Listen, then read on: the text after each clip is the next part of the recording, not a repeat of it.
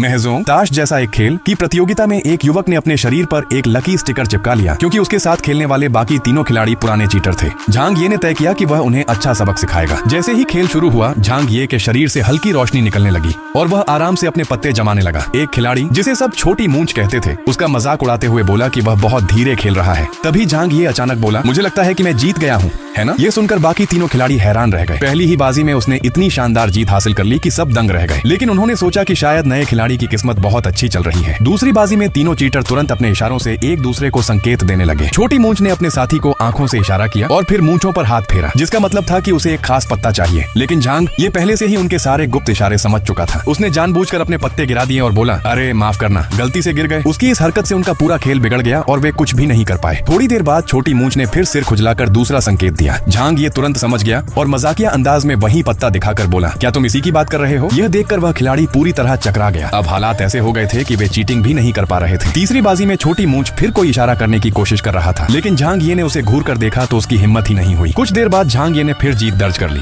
लगातार हारते हारते तीनों खिलाड़ियों के माथे पर पसीना आ गया। कई राउंड गुजर गए, लेकिन वे ठीक से खेल भी नहीं पाए। आखिरी बाजी में झांग ये जीत से बस एक कदम दूर था। तभी छोटी मूंछ ने घबराहट में वही पत्ता फेंक दिया जिसकी झांग ये को जरूरत थी। झांग ये ने पूछा, पक्का यही फेंक रहे हो? उसने हाँ कहा और अगले ही पल झांग ये जीत गया। इस जीत के साथ वह फाइनल में पहुंच गया, लेकिन फाइनल आसान नहीं था। वहाँ उसके सामने तीन बड़े उस्ताद थे। पहला ऐसा खिलाड़ी था जो कभी हिसाब लगाने में गलती नहीं करता था। दूसरा ऐसा खिलाड़ी था जो पत्तों को बदल देने की रहस्यमयी कला जानता था। तीसरा मुस्कुराता रहता था लेकिन बेहद खतरनाक खिलाड़ी था और बहुत तेजी से जीतता था। फाइनल से पहले झांग ये बाथरूम गया और अपने सिस्टम को बुलाकर एक और लकी स्टिकर निकाल लिया। फिर उसने लॉटरी जैसी एक प्रक्रिया शुरू की। सिस्टम का एक हिस्सा नाराज था और कह रहा था कि वह हमेशा सिस्टम की कमियों का फायदा उठाता है, लेकिन झांग ये ने उसकी बात नहीं मानी। पहली बार में उसे 3 लकी स्टिकर मिले और दूसरी बार में फिर 3। अब उसके पास कुल 6 स्टिकर थे जो पूरी प्रतियोगिता के लिए काफी थे। अगला पार्ट देखने के लिए चैनल को सब्सक्राइब करें।